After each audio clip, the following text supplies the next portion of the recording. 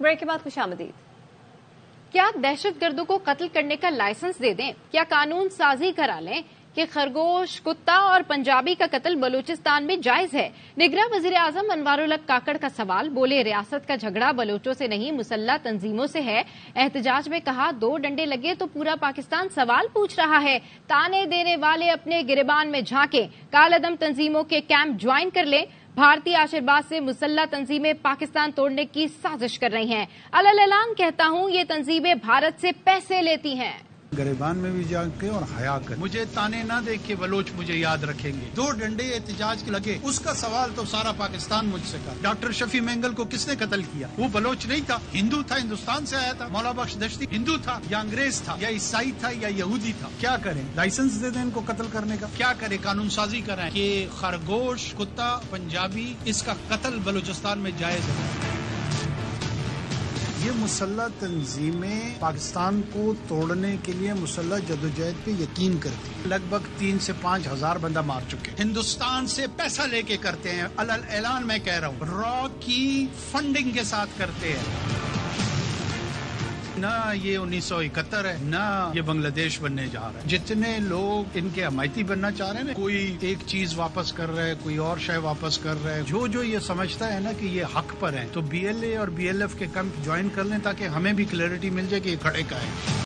بلے کے علاوہ بھی کوئی نشان ملا تو لیں گے، الیکشن کا بائیکاٹ نہیں کریں گے۔ چیئرمین PTI بیرسٹر گوہر علی کا اعلان، بولے ہمارا اسٹیبلشمنٹ سمیت کسی سے کوئی جھگڑا نہیں۔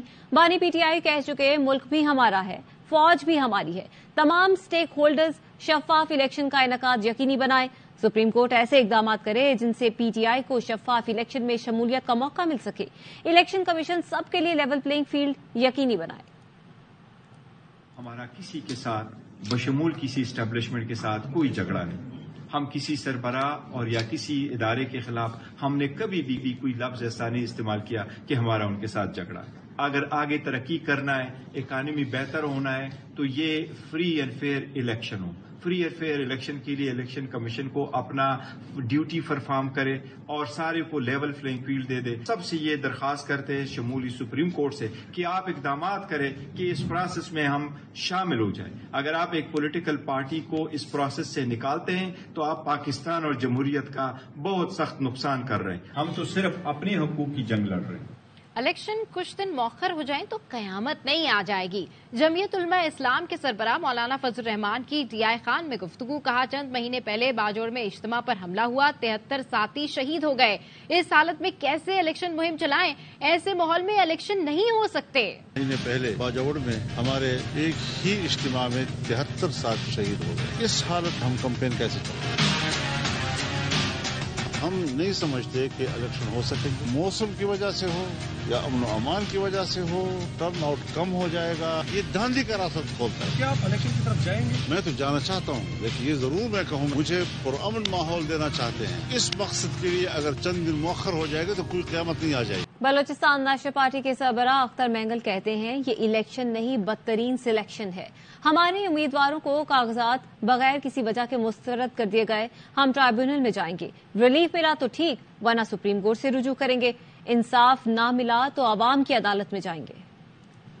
24 کے الیکشن کہا جاتا ہے اس کو الیکشن، لیکن میں اس کو بدترین سلیکشن کا نام دوں گا۔ نامینیشن پیپر نیشنل اسمبلی سے ہمارے 14 اراکین 35 صوبائی اسمبلیوں سے بلا کسی وجہ کے آروز نے ریجیکٹ کیا ہے۔ 4 جگہوں پہ میں نے کاغذات نامزدگی جمع کیے تھے، چاروں کے چاروں سے ہمیں فارغ کر دیا۔ میرا کما آج کا نہیں، 2009 سے کن احکامات سے سزا یافتہ جن کو لائف ٹائم نااہل قرار دیا گیا ہے وہ بحال ہو جاتے ہیں، اور احکامات صرف میرا نہیں ہے، لسٹ بہت ہے۔ ٹریبونل میں ہم جائیں گے، وہاں سے ہمیں ریلیف ملی، ویل اینڈ گڈ، نہیں ملی ہم سپریم کورٹ تک جائیں گے، اگر نہیں ملا وہاں سے تو پھر ہم عوام کی عدالت میں جائیں گے۔ پاکستان تحریک انصاف کے رہنما سردار لطیف کھوسا کے بیٹے ایڈوکیٹ خرم لطیف کھوسا کو گرفتاری کے بعد لاہور ہائی کورٹ میں پیش کر دیا گیا۔ پولیس نے خرم لطیف کھوسا کو ہتھکڑی لگا کر پیش کیا۔ سرکاری وکیل نے عدالت کو بتایا خرم کھوسا کو پولیس پر حملے اور وائرلیس چھیننے کے مقدمے میں گرفتار کیا گیا۔ ملزم کے پاس سے ایک وائرلیس ملا ہے اور دوسرا برآمد کرنا ہے۔ عدالت نے استفسار کیا کہ وہ ویڈیو کہاں ہے جس کا FI में जिक्र हुआ। तफ्तीशी ऑफिसर ने कहा वायरलेस छीनने की वीडियो नहीं है। जस्टिस अली बाकर नजफी ने कहा आपकी बातों से तो शकूक पैदा होते हैं, क्या मुलजिम को शक का फायदा नहीं मिलना चाहिए? अदालत ने खुर्रम लतीफ खोसा की हथकड़ियां खोलने का हुक्म देकर फैसला महफूज कर लिया।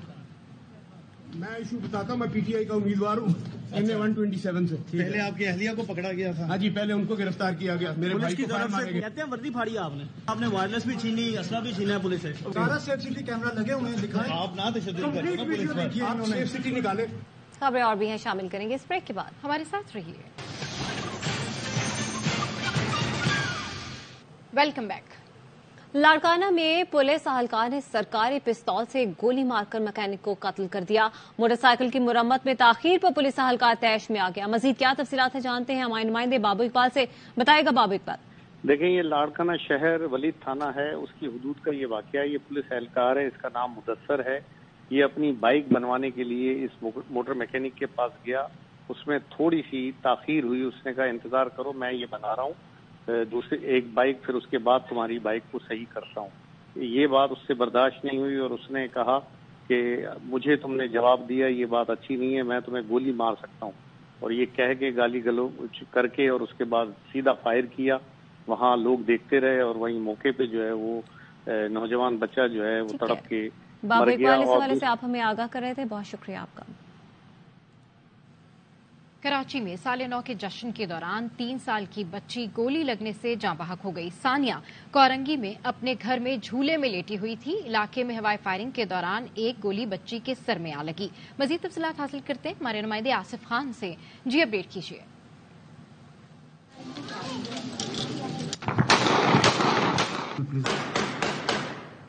जी बिल्कुल, इस वक्त हम कोरंगी 1 नंबर उस मकान के बाहर मौजूद हैं जहाँ गुज़िश्ता रात फायरिंग के वाक़े में बच्ची थी सानिया जो जख्मी हुई, जो अब जख्मों की ताब न लाते हुए जो है वो जाँ बहक हो गई। इस बच्ची को रात गए जो है वो फायरिंग के वाक़े में ये जख्मी हुई थी।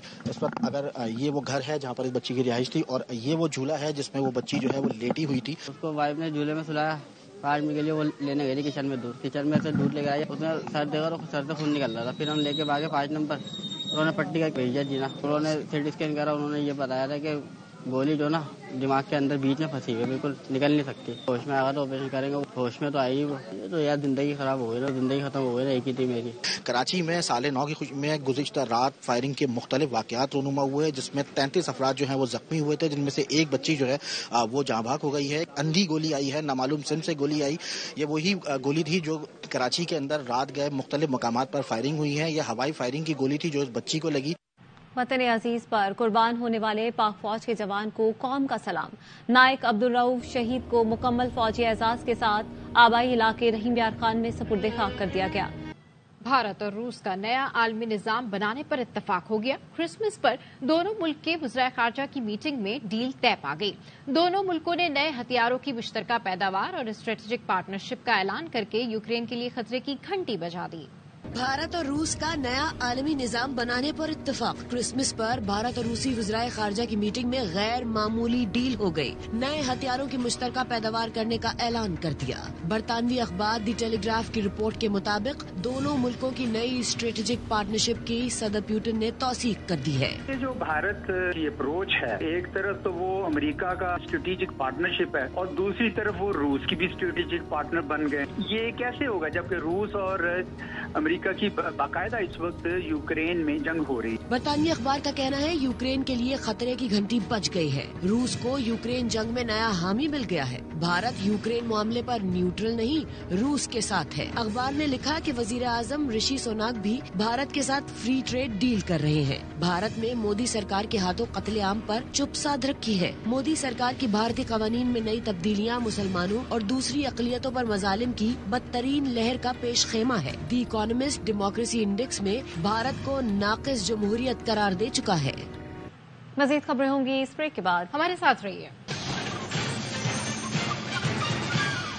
ब्रेक के बाद खुशामदीद। और अभी आपको बताएं कि लाहौर हाईकोर्ट ने खुर्रम लतीफ खोसा को रिहा करने का हुक्म दे दिया है। खुर्रम लतीफ खोसा की गिरफ्तारी के हवाले से ये समाअत थी जिसका ये महफूज फैसला सुना दिया गया है। इसकी मजीद तफसीलात जानते हैं हमारे नुमाइंदे आबिद खान से। जी अपडेट कीजिए। बिल्कुल जी, लाहौर हाई कोर्ट के जस्टिस अली बाकर नजमी ने खुर्रम लतीफ खोसा को हब्स-ए-वजा में रखने और गिरफ्तारी के खिलाफ درخواست پر سماعت کی اور عدالت نے جو ہے وہ خرم لطیف کھوسہ کو جو ہے وہ رہا کرنے کے احکامات جاری کر دیے اور اس کے ساتھ ساتھ جو مقدمہ ان کے خلاف درج کیا گیا تھا عدالت نے وہ مقدمہ بھی خارج کرنے کے احکامات جاری کر دیے ہیں. عدالت نے فیصلے میں قرار دیا ہے کہ کوئی بھی ایسے شواہد پولیس پیش نہیں کر سکی جس سے ثابت ہوتا کہ ایسا کوئی وقوع پیش آیا. خرم لطیف کھوسہ اور ان کا خاندان ایک معزز لائرز فیملی سے تعلق رکھتا ہے. ان کے اوپر یہ ایک اسٹگما ہوگا اگر اس کیس کو جاری رکھا گیا. کوئی بھی ایسی وجہ نظر نہیں آتی کہ اس کیس کو مزید آگے چلایا جائے. لہٰذا عدالت یہ مقدمہ خارج کرتی ہے اور خرم لطیف کھوسہ کو فوری طور پر رہا کرنے کے احکامات جاری کرتی ہے. عدالتی حکم کے بعد خرم لطیف کھوسہ کو جو ہے عدالت کے اندر ہی ان کی ہتھکڑیاں کھول کر انہیں رہا کر دیا گیا ہے. ٹھیک ہے. لاہور ہائی کورٹ نے خرم لطیف کھوسہ کو رہا کرنے کا حکم دے دیا ہے. لاہور ہائی کورٹ نے خرم لطیف کھوسہ کی بازیابی کی درخواست منظور کر لی ہے. خرم لطیف کھوسہ کے خلاف درج FIR خارج کی جائے. لاہور ہائی کورٹ کا یہ حکم ہے. لاہور ہائی کورٹ نے خرم لطیف کھوسہ کی بازیابی کی درخواست منظور کر لی. لاہور ہائی کورٹ نے خرم لطیف کھوسہ کو رہا کرنے کا بھی حکم دے دیا. بلیٹن سے فی الحال اتنا ہی. مزید خبروں اور تفصیلات کے لیے آپ دیکھتے رہیے آوائی نیوز.